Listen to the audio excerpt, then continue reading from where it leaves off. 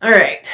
Are we just gonna jump in? Are we just gonna do this? I guess. Hello there, my parasocial pals, and welcome back to my channel. If you're new here, thank you so. What did I just do with my hands? What is this? That's American Sign Language for tired, is what that is. That's amazing. I haven't studied sign language in like 20 years. Just sometimes you get those reminders of the things in your physicality that live on, that are just embedded in you. When you are tired, Well, that's great.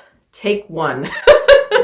Hello there, my parasocial pals, and welcome back to my channel. If you're new here, thank you so much for joining us. My name is Chloe Payne, and I have no idea what I'm doing. Today, we're doing the mid-year freakout tag. I am a little stressed today. It's one of those good old-fashioned end of a long day of work. There is other practical stuff that I could, should, would be doing elsewhere in my home, chores and errands to try to be ready for social obligations and travel things that are coming up. And you know what? I only want to sit and chat about some books real quick. I've only been making bookish videos on my channel for just about the course of this year, right? Like I did a little bit of it like right in the last part of 2022, but I've only been really like consistently doing YouTube since like September of 2022. So I have been really looking forward to trying to make this a period of time that is just about trying to make more of the kinds of videos that I really like to watch. Most of the YouTube that I watch is bookish creators, booktubers. And all of a sudden, before I know it, it's June,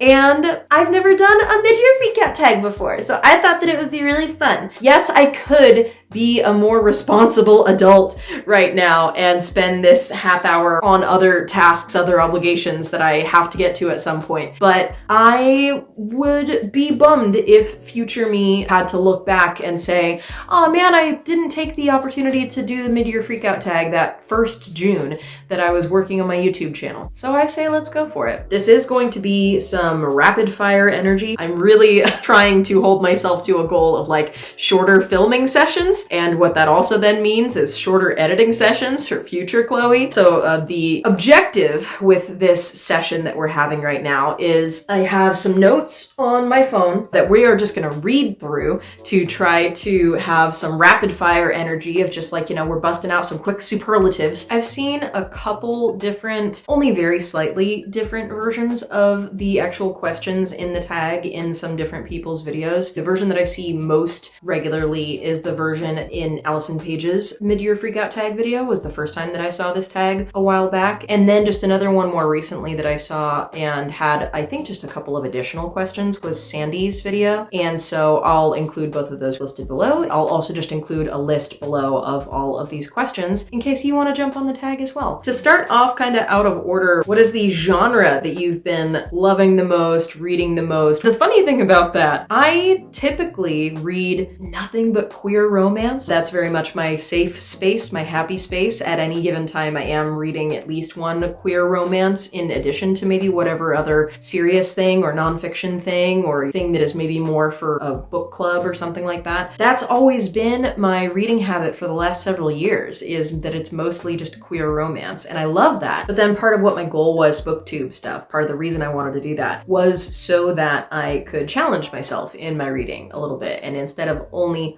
always reading the one type of thing, are there other genres that I might also enjoy? So as a result of that, I've read barely any gay stuff comparatively to my previous reading habits in previous years. I keep track of everything on Notion and I have different tags on it for like what the genre is. I think that I've only technically read like 4 queer things so far this year. Oh, I never said how many books I've read so far this year. It's 18. 18? I've read 18 books this year so far. And only like 4 of them are queer or queer adjacent or have gay characters. So that's been surprising and frankly might indicate a different trend for the last half of the year. I might lean in and get back to my roots, as it were. So far this year, there hasn't been much of a trend because I'm sort of deliberately in the middle of, let me try reading stuff that I don't typically read. It's been a couple of nonfictions, a couple of graphic novels, a little bit of poetry, mostly romance novels. That's kind of a good way to wrap it all up. Chipper kind of rom-com energy. But in the next half of the year, I hope to get back to the gay. Best book you've read so far in 2023. And I'm gonna go ahead and cheat one other answer into this question as well so that I can also just get out of the way who's my favorite new author. I tried to resist the temptation to be basic, but you know what? Sometimes the basic thing, the mainstream thing is just the right thing, and it's mainstream because it's great. Legends and Lattes. It's as great as everybody says it is. It's exactly what I wanted it to be. I won't go on too much about it because I'm sure that you've already heard so much about it, but this book is definitely one of my favorite reads so far this year, and this author, Travis Baldree, is definitely one of my new favorite authors. And I don't have the physical book with me anymore because I got it from the library, but shout out to my favorite graphic novel of the year was Chef's Kiss. It's gay, it's short, it's adorable, it's set in the autumn, so it's perfect for those of us who maybe don't enjoy the summer as much as we do the chillier parts of the year. If you are a fall person, then you will love Chef's Kiss. That's definitely been my favorite graphic novel reading experience of the year. The tripod, like right in my life. It's not super noticeable, is it, to anyone but me? It's pretty noticeable. Well, it's what the shot looks like. Every video, I swear, is like the figuring out of one technical thing and then the discovery of 5 more technical things. And that's called progress. Welcome to a journey of mediocrity in terms of a video. Best sequel you've read so far in 2023. It's called She'll Steal Your Heart, and it's technically number 4 in the series by Rachel Lacey. I think that it's called like the Midnight in Manhattan series. And it's just one of those great series where, like, you know, you follow different characters each time. Lesbian romance. It's a really charming little series with a different couple as the main girlies for each book. Each subsequent book then, when they like go back to the one bar where you recognize the couple from the first book, you get to have that little thing in your head of like, I know them! Hi! I remember you from the first book! So it was very fun to get to book 4 in the series. Favorite reread. I technically haven't done any rereads so far in 2023, so I'll cheat a little bit. The last reread that I did was in November, a childhood favorite, which was The True Confessions of Charlotte Doyle by Avi. Shout out to any other millennials who recognize that book title. Were you also eating your lunch in the library in middle school? Around me are familiar faces. Me too. New release that you haven't read yet, but want to. I have one of them here with me, and of course I put it on the bottom of the... I'm not going to knock this all over. Oh, it's like I'm a magician! How fancy that was! My goodness! Wow! A Perfect Vintage by Chelsea Fagan. I pre-ordered this as soon as it was announced, and so it actually just arrived in the mail like 2 days ago. I haven't started it yet. The author is Chelsea Fagan of The Financial Diet, which is incredibly important to me. The Financial Diet is definitely one of the resources that helped me get my financial life together in my disaster gay late 20s, and all the content on the channel is just entertaining in addition to being informative and helpful and encouraging. And now this is just really exciting. This is the debut novel of Chelsea Fagan, who has previously only ever written nonfiction and is in, like, you know, print media in the personal finance space. I know very little about it. It's a woman who is a professional older woman who spends a summer in France, I want to say, and has like a dalliance with a younger man. The other new release that is coming out, no, it did already come out in like April or something. Emily Hampshire from Schitt's Creek wrote a graphic novel. It's called Amelia Earhart, something like that. A witch. It's a little witchy, like young adult or teenage graphic novel or something. And I'm super intrigued. I'm a sucker for a graphic novel, and I'm a sucker for Emily Hampshire. So, most anticipated release for the second half of the year. I don't typically pay attention to new releases simply because I typically don't buy a lot of books. I typically just let my library and my book clubs dictate what I read, unless it's just like gay romances on Kindle Unlimited. Gotta be honest, I'm looking at a pile of books off camera right now. I have started to fall into the trap of buying books for the channel since I started doing more booktube stuff, which is a slippery slope. I don't want that to become a habit. I don't usually buy a lot of books. In this instance, the only thing that I do know is an actual upcoming anticipated release. Because I loved Legends and Lattes so much, I immediately went online to try to see what else I could look forward to from Travis Baldree. November of 2023. The next release from Travis Baldree, it's in the same universe. I think it's a prequel. Like, I think it follows the same character, and it's like part of her like pre-cafe work adventuring days, or like when she first discovers coffee or something like that. What is it called? It's another alliterative title. Bookshops and Bone Dust.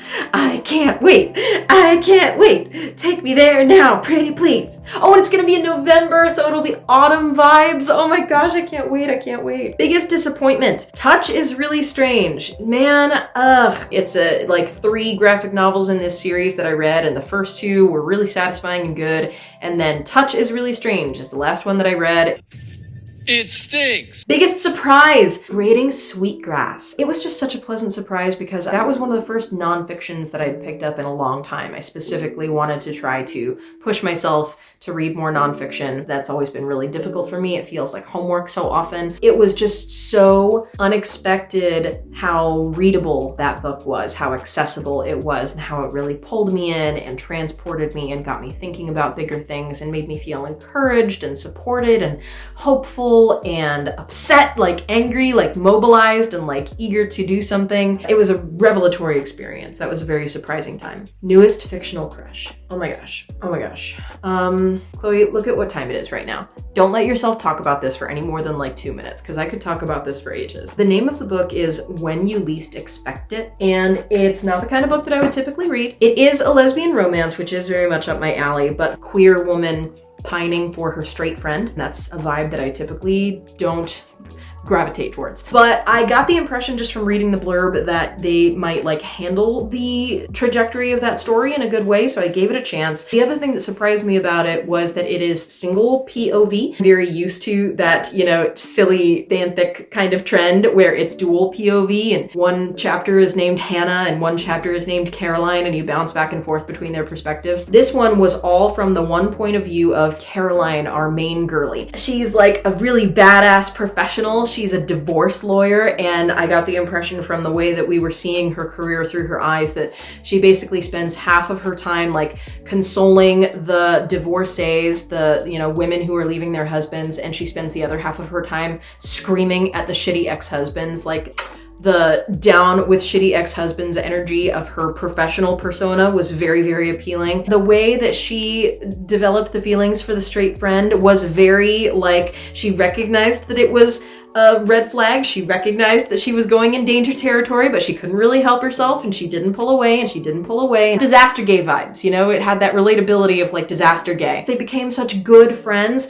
and the woman that she was developing the crush on was a divorcee, and she had a kid. And the way that Caroline, the main character, became the cool lesbian stepdad of this kid was so charming. It was really giving me, you know, DILF energy that this cool lesbian badass attorney was like falling for the mom at the same time as like developing this really charming dynamic with this little 10-year-old, and they're like watching MasterChef, and I felt like if you were watching it in a movie, it would be really easy to be like, oh my god, you have to fall for this woman. And one of the other really kind of disaster gay qualities, we got to know all of her friend group, and it was very much that group of lesbians who they've all been together at some point, and they now have the type of dynamic where when they're all hanging out, they get drunk and like get nostalgic and like, you know, poke fun at each other for their old days when they were fucking all the time. It was very like, you know, the lesbians who remain friends with their exes and like all like stay in the same sort of incestuous like friendship pool forever. I didn't expect to be so charmed by that character. I don't typically get like crushes on characters. I don't typically pine for fictional characters, but I liked the way that Caroline was written in this book. It was charming and appealing, and there was just enough described about what Caroline looked like that I kind of got the impression that I could cast her in my mind as kind of looking like Saran Jones. And yeah, that's my fictional crush, is that character. Oh, what was the time? I only spent 4 minutes talking about the hot lesbian in the book. Good for Chloe. Newest favorite character. Again, I don't typically like get super drawn to like individual characters. What I typically am drawn to the most in terms of like characters in books is like the dynamics between characters. Powerful like friendship vibes, or like, you know, realistic friendship vibes, or like realistic community vibes of like, you know, multiple people that you can really imagine do all live in the same apartment building or do all work in the same office space. Like I like when there's a group of characters that all make sense together. I'm really drawn to that. So in that sense, the banned bookshop of Maggie Banks. Charming little reading experience. The most memorable thing about it for me was the way that the author depicted the small town and all the people who lived in the small town. I would so like to be at the bookshop where these characters were set. I could so imagine just hanging out, working on whatever little project I'm working on, or reading whatever book I'm reading, while the barista from down the street is over in that corner, and over in that corner is the writer who is working on her next piece of like smutty fiction that she's going to incorporate into her romance book, and over in that corner is the accountant who's like working on a spreadsheet and is there for like the person working at the counter to occasionally ask math questions about. And there's the guy upstairs who is like, you know, the crotchety old neighbor who secretly has a cat that like, you know, they're all trying to make sure the landlord doesn't find out that he has a cat. The cast of people in the small town who were really passionate about rallying around this bookstore environment, super duper charming. XOXO, this is a book that like perfectly and kind of horrifyingly depicted the teenage experience. 17-year-old girls at a boarding school in Korea, Seoul, and like the food and the language. It was a book that did a really lovely, graceful job of like gently introducing a reader to all of those aspects that they may not have been familiar with. But one of the aspects of the book that was like chillingly familiar for anyone who's ever been in an American high school, the friendships between these 17-year-olds. Our main character is roommates with the one girl at first, and they have some animosity, but then as soon as they resolve like what their miscommunication animosity was, they're the type of best girlfriends who are like walking all around the campus arm in arm, like, you know, linked, and gossiping and telling secrets and practicing their like dance routines for their class until midnight. There was one point in the book where like timelines became very important. She was like reflecting on, wow, I've only been here in Seoul for 2 months and already these are all the most important people in my life. She was saying I love you to all these friends. Oh my gosh, the way that they depicted the experience of like you sit in the cafeteria and the most important moment of your entire social life is, oh my God, where am I going to sit in this cafeteria? Which table do I sit at? And then she found her little core group of like 3 or 4 friends that are her like lunch people. And that group completely sticks together for the whole rest of the entirety of the book. That like, you know, once you find your safe space in the cafeteria, you never wander from it. You stay where you think you are safe. The cast of characters that made up the teenage girl dynamic, the high school friends dynamic in XOXO, I thought was very, very well fleshed out. That was very believable and very memorable. Book that made you cry. I cry very easily. Editing Chloe put a screenshot up on the screen of all the books that have made me cry so far this year. Of those, the one that I'd like to single out is Rest is Resistance, another nonfiction that I was really pleasantly surprised by. It was very, very readable. And if you are the type of person who tends to stretch yourself too thin in terms of your productivity and how hard you push yourself, and then as soon as someone suggests that you take a break or take a nap or says things to you like, hey, you're doing enough. Hey, it's okay if you put this down. Hey, you don't have to do so much for everyone else. If statements like that make you tear up, make you experience like your heart racing a little bit faster and make you want to collapse into a hug, that's very much the tone of this book, especially the first few chapters. I was weeping at the first few chapters. The first few chapters is very much the energy of like a mom or a therapist or like, you know, a mentor taking you aside and being like, hey, you don't have to keep working so hard. Are you okay? It's a lot. It's very well written. It also has a lot of very academic and intellectual things to say about capitalism and race and the inherent racist nature and misogynistic nature and patriarchal nature of capitalism. It's very much full of facts about that way of approaching the topic as well, but it leads very, very strong by just cutting to the quick emotionally and like really appealing to the side of you that is like, I would like to be able to take a nap. That would be nice. It's very activating for me anyway. That's what that book did. A book that made you happy. I Will Judge You by Your Bookshelf by Grant Snyder. This was the most charming, enveloping, personality-filled graphic novel that I've ever really gone through. I don't know if one would really call it a graphic novel. It's a series of like standalone pages. Grant Snyder is like a illustrator, graphic artist, comic strip artist. It's an artist that I started following on Tumblr ages ago. Each release from the artist would be like, you know, a one sheet, a one page, a 3-panel, you know, a little individual thing. And so I Will Judge You by Your Bookshelf is a compilation of works like that, but that are all themed around the author's passion for reading. And like, dude, this book is booktube. This is pure booktube culture. There are pieces in there that are exactly like what the videos on this website are about. It made me so, so happy. It is a book that I got from the library, but that I will absolutely be purchasing at some point in the future. Could not recommend more highly. I Will Judge You by Your Bookshelf. The most beautiful book you've bought so far this year. I don't typically feel super strongly about like cover designs, so there aren't necessarily any cover designs that super jumped out at me, but I am gonna cheat slightly and focus on 2 pieces of really beautiful art in some books. First of all, Reflections on Healing by Rachel Oates was a really fabulous poetry collection, and the author included not only a bunch of course, incredible writing, but this book is also filled with pieces of photography that sort of complement the works. This is my favorite photograph in the entire book. Look at this girly going through it. Or is it not a girly who is going through it? Is it a girly in mid-dance? Is it a girly who is so happy? It means something different to everyone, right? Like what an awesome little Rorschach test. What does this picture mean to you? For me, it means agony. The agony of the feminine.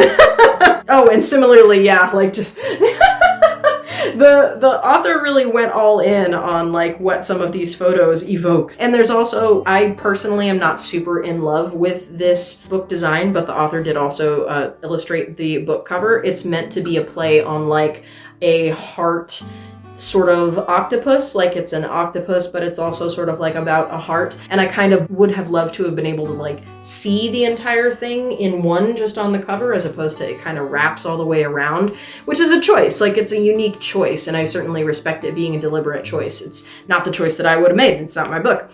The thing that is really cool though is that at the end of the book, at the end of the poems, there is also a breakdown by the author, sort of like showing what the thought process was in the stages of designing the octopus and what some of the primary like pieces of painting looked like to get the color palette and what the different stages of it looked like. This was really interesting. Like I don't love the design myself, but I certainly was fascinated by learning more about what the process was of putting the design together. And then, not to be terribly repetitive, but I am going to take us back to Legends and Lattes just briefly, because I really, really like all of the little, there's probably a term to describe what it is, when there's the beginning of the chapter heading and there's a small illustration at the beginning of each chapter to like announce the chapter. Look, it's chapter 1 and there's a little beer. Look at the cute. If I take my face out of it, does it focus better? Can you see it? Can you kind of see it? Can you see it? Do you see it? Do you see it? It's a little beer tankard. Don't you wanna sip on that tankard of beer? Doesn't it look so appetizing? The illustrator really brought it to life. There's a really sexy looking cinnamon roll on one of these things. Look at that cute little apple. I haven't found the cinnamon roll. The cinnamon roll really made an impact on me. There's a bag of coffee beans. Wow, look at that bag of beans. Can you see it? I'm becoming more technically proficient every day. Look at my ability to show things on my channel. There's a cup of coffee.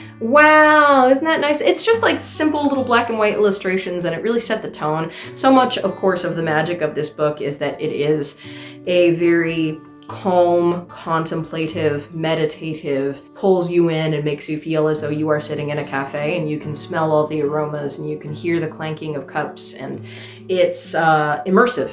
And part, I think, of what really sets that tone is that each chapter has a simple little black and white illustration in it, not of anything extraordinary. They're illustrations of perfectly mundane objects, but it is the simplicity that pulls you in. For me, it really, like, each chapter, starting with a little illustration like that, set the tone really perfectly and, you know, reminded you to stop and look at a cute little picture and put yourself in the headspace of the book. Legends and Lattes. Have I mentioned that I like this book? I really like this book. What books do you need to read by the end of this year? I have been talking for so many videos about this damn series of lesbian fantasy novels. Do I even bother picking them up again? No, I won't even bother you by picking them up and making you look at them again. But it's these four. Chloe, put the screenshot on the screen right now of what the titles are. I've read the first book in the series so far. I would use this as an instance to caution against the practice of buying every single book in a series all at once. Maybe just buy one at a time and then keep buying more of them if you actually turn out to like each one that you read. That's the lesson that I've taught myself. For right now, I'm punishing myself by convincing myself that this will be the year that I read those books. I'm gonna do it. Oh, I got top surgery earlier this year, and I'm just now at the 3-month mark. June was my 3-month mark, and so I'm just now at the point where I'm able to start really exercising again, and that's part of what's turning me into the vain, pretentious monster you see before you. I gotta be honest, I am slightly distracted by being able to wear tank tops. This is pretty cool. This makes me feel pretty good. Oh shit! Oh god! Don't let the vanity totally take over, Chloe. You can't just have every video be about vanity right now. Is there a spider on the ceiling? No, that's a piece of plaster. Part of what was so necessary about this change in my body was that I've always suffered from a lot of back pain for being someone who had a large bosom for the first part of my life. A friend of the family, when they heard that I was going to be in this recovery process, gave me a book that really helped them when they were dealing with back pain. Healing Back Pain, The Mind-Body Connection by Dr. John E. Sarno. I've never heard of it. I haven't opened it yet at all because I've been really limited in my physical mobility for this first little bit of time. But now that I'm starting to get to a space where I can exercise more and stretch more, and I'm trying to move my body around more for the summer, I'm really excited to give this a try. And even if it is outdated or has pieces of information in it that don't necessarily seem applicable to me, it was just such a lovely gift and I really, really appreciated it. There's just nothing more special than when somebody thinks of you in terms of giving you a book. Is there? Just incredible. What a beautiful thing. Favorite video or post you've done so far this year? I'll shout out 3 little accomplishments of mine. I was really, really proud that I got that Rachel Oates video done. I really had to squeeze it in under the wire right before I left town for top surgery. It was such a humbling experience that Rachel actually followed up after the video to interact with me. She commented on the video on YouTube. We interacted on Instagram and it was really amazing. And it was also just a really lovely milestone for me in terms of that was the first reading vlog that I did. And that was really formative for me just in terms of all that I'm really trying to do here with this time on YouTube is to have fun with experimenting, making the types of videos that I really like to watch. And so to find that I was capable somewhat of making the type of really calm, soothing, cozy, reflection-based, discussion-based reading vlog that I really like to watch, was really edifying for me. That was a very self-growth moment of realizing that I'm capable of making this type of thing that I really like to watch. And similarly, last month's video where I read Love on the Brain and Book Lovers, I was kind of disappointed by the experiences of the books themselves, but the experience of the vlog, man, that is probably the first time that I have made some real progress in the gap between, on the one hand, my lack of technical skills, and on the other hand, my creative ambition, and the gap is the inability to actually bring to life what I imagine in my head because I am not technically capable of getting myself there. I'm a performer and I am just sort of learning about editing and filming and working within my budgetary restrictions as I go. And so that reading vlog was just really exciting for me because it was the first time that I was starting to make some progress in terms of working out some issues that I'd had previously with filming in a certain way and just simple things like focus focus and lighting, and also just finding my pace a little bit better. Finding my editing style is getting better and better with every video. The sequence where I read my least favorite chapter of Love on the Brain, it was an unpleasant reading experience, but that is, like, to this day, my favorite piece of editing that I've ever done. I'm really proud of that sequence. And lastly, I just want to pat myself briefly on the back for continuing to make all the different types of stuff that I like to make here on the channel. If you're a YouTuber as well watching this, I'm sure that you're so familiar with that damn term about having a niche. You gotta niche down. I was always very resolute that I would avoid moving in that kind of direction. I want to have this be a space where I can always make whatever I want to make. I have no qualms about the fact that not every video is gonna do as well. Sometimes I am just gonna sit in my rainy garage by myself and sort of like pontificate about philosophical shit, and that's kind of just for me. Sometimes I am gonna get kind of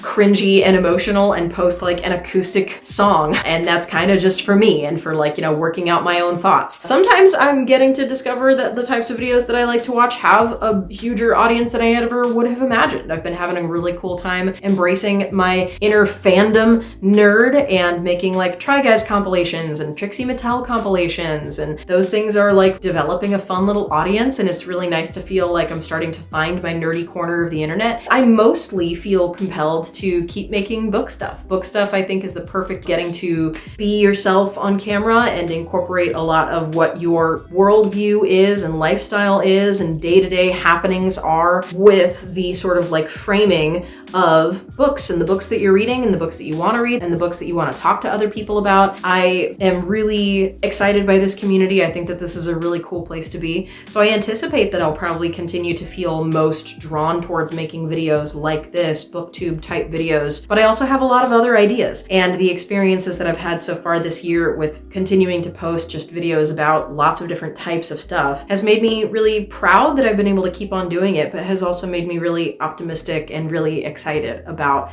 moving forward and continuing to try to do lots of different stuff, including books. Oh my gosh, is it the final question already? Oh my gosh, guys, I really didn't take like as long doing this as I thought I would. Oh my gosh, I'm gonna like get to bed on time. Ooh, we're getting better at filming quickly. What is the favorite community members? Favorite community members, go. God, there are so many. Here are just some of the constants. Some of like the people who have always been in my rotation will always be in my rotation. Carrie Can Read is like the first book channel that I ever got into watching consistently. Allison Pages is my comfort channel.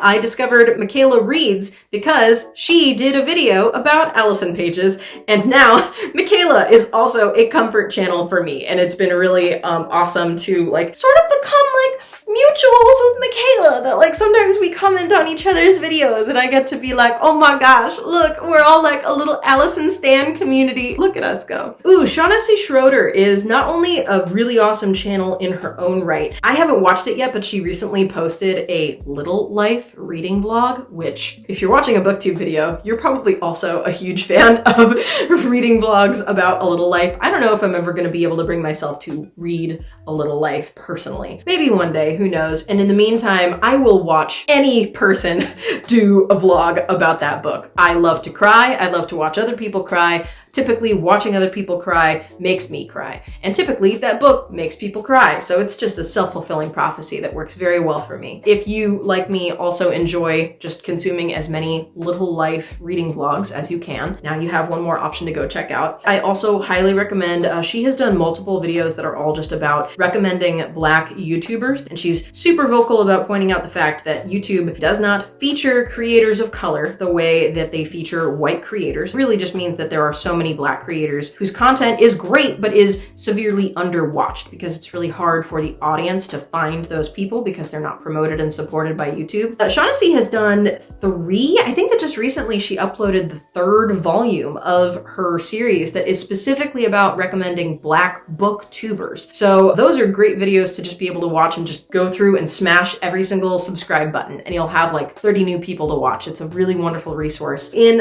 one of Shaughnessy's recommendation videos, I was was really thrilled for there to be a little bit of crossover. One of the artists that I was already following was also recommended in one of their videos. Sincerely V is a reader and also a writer. She's also in school. Like, this is a badass who does a lot. Videos are a wonderful mix of like, there's productivity vlog energy, there's writing tips, there's reading vlog energy, there's NaNoWriMo periods of time. Rachel Oates covers a lot of important topics, a lot of non-book related topics, but if you do enjoy super in-depth, very intelligent literary analysis and like deep dives, kind of longer videos that really go through books with a fine-tooth comb, the book topics that she does cover are really, really in-depth and fascinating and wonderful. A lovely surprise that I've been really digging the last few months. One of my favorite beauty creators actually has now also stepped into the bookish space. Her name is Betty Jean. She goes by Batty Bean, and I have always really loved this channel for like my constant source of spooky. I am the person who just wishes it were Halloween 365 days a year, and the way that Batty Bean does makeup is, if I could find a way to let out my inner goth, that is how I would look all the time. I'm just not quite there yet, but maybe one day. Just earlier this year, Batty Bean started making videos about like, oh yeah, I'm kind of getting back into reading. Like, the TikTokers are really getting me back into reading, and it's been so fun. Chatty get ready with me's that are also about like, you know, reading wrap up energy. And now like all her vlogs are about like setting up her library and reading with her cats. It's so, so charming. Oh, and another kind of new channel discovery. The main channel of this person is that she is one of those people who does like vocal coach reactions. I should probably watch those as well. I would probably really get a kick out of her, because from what I've seen on her other channel now, like, her energy is really infectious and she has a lot of intelligent things to say, but she also keeps the energy really light, and the production value is so high. Like, her setup looks stunning. But in just the last few months, I think, she has set up a second channel called Daddy Hannah, and it seems to be exclusively for just like laughing about smut. And I'm having a great time consuming every single one of her videos. I think that there are only 3 or 4 so far. I will definitely be on the lookout for more videos from Daddy Hannah at every opportunity that I can consume them.